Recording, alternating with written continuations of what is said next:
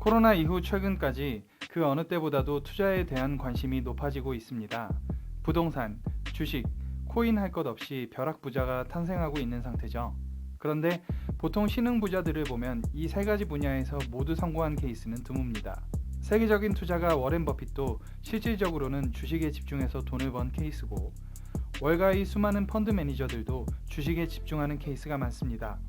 최근 들어 코인으로 돈을 번 실흥부자들도 아직 다른 분야까지 손을 뻗치진 못했죠. 코인으로 600억을 벌었다느니 1000억을 벌었다느니 하는 원효띠라는 인물도 실제로는 코인 한 우물만 파서 돈 복사를 실현한 인물이라고 볼 수 있죠. 그런데 우리나라의 투자자 중 이 세 가지 분야에서 모두 성공한 분이 계십니다. 투자업계에서 가장 유명한 분인 박현주 회장을 떠올리시는 분도 계시겠지만, 지금 소개해드릴 이분의 경우 본인 명의의 패밀리 오피스를 운영하고 계시는 분이죠. 참고로 패밀리 오피스란 로스차일드, 록펠러, 빌 게이츠 등 세계적인 재벌들이 자신들의 자산만을 운용하기 위해 마련한 펀드를 말합니다. 오늘 소개해드릴 분은 에이티넘 인베스트먼트의 오너인 이민주 회장인데요. 우리나라에서 본격적인 1세대 패밀리 오피스의 설립자 중 한 분이라 하겠습니다. 1948년생인 이민주 회장은 8대 9대 국회의원을 지낸 이해랑 선생의 아들입니다. 아버지인 이해랑 선생은 연극계의 원로로 동국대 연극영화과 교수였습니다. 이민주 회장이 사업으로 처음 성공하게 된 것은 1975년의 일입니다.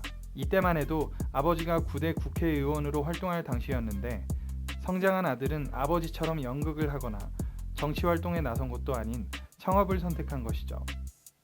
70년대 당시 우리나라의 대표적인 산업 중 하나가 봉제업이었습니다. 이민주 회장은 이 당시 조선무역을 설립해서 봉제 산업에 뛰어든 상태였는데요. 이때 개발한 하트2 하트베어 인형으로 대박을 칩니다. 봉제 곰인형에 사람의 심장처럼 작동하는 전자장치를 넣은 인형은 당시로서는 기상천외한 아이디어 제품이었습니다. 당시만 해도 봉제 인형은 그냥 천으로 예쁘게 만들기 경쟁을 벌이던 때였다고 합니다. 그런데 심장이 뛰는 곰인형은 그야말로 혁신적인 제품이었던 것이죠. 당시에는 단순히 물량을 발주받아 납품하는 OEM 방식이 대세였는데, 이민주 회장은 자체 개발한 제품을 해외에 수출하는 ODM 방식을 국내 업계 최초로 도입했습니다. 말 그대로 제품에 대한 자신감과 발상의 전환이 있었기에 가능했던 일이죠.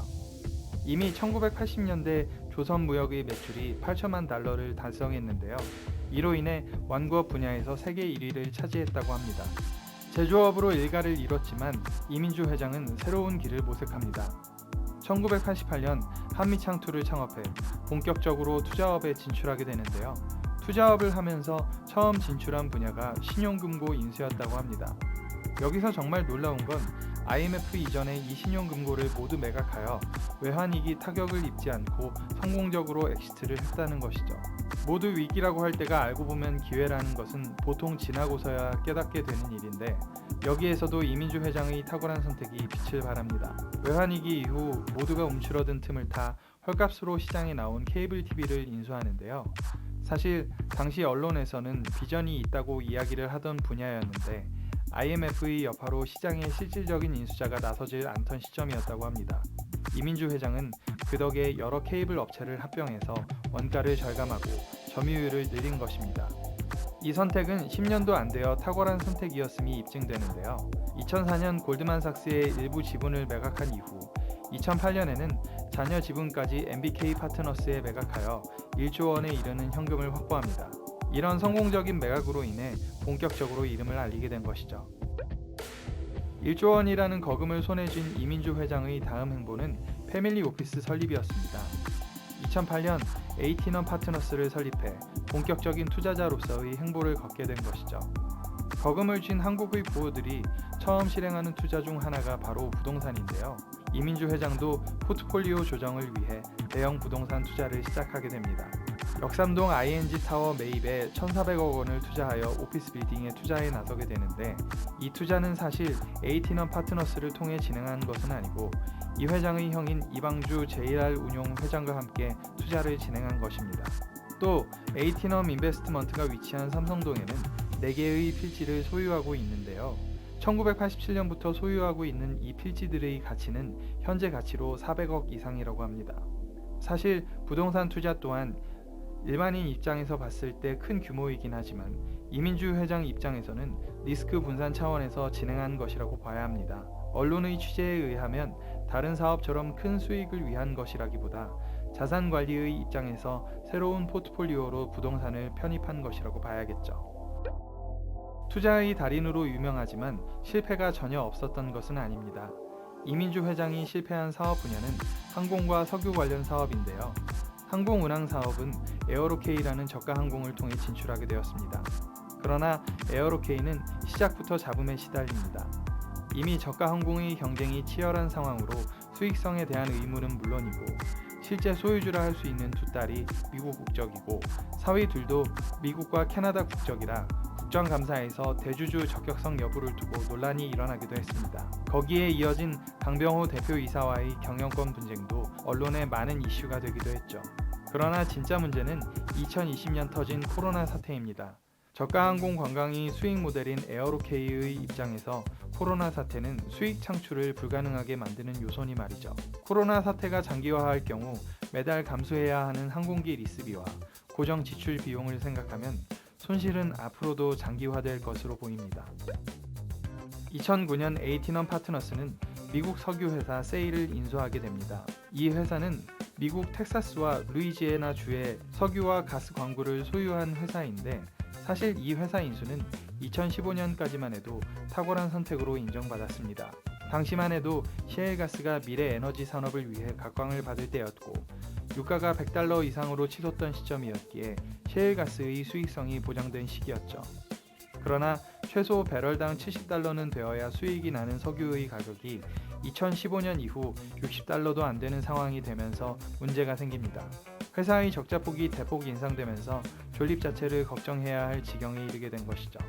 에너지 사업의 경우 국가 안보와 직결된 사업이기에 수출입은행에서 무려 2,600억 원에 달하는 거액을 지원받기도 했지만 국제유가 폭락으로 인해 이민주 회장의 명성에 스크래치가 난 것이죠.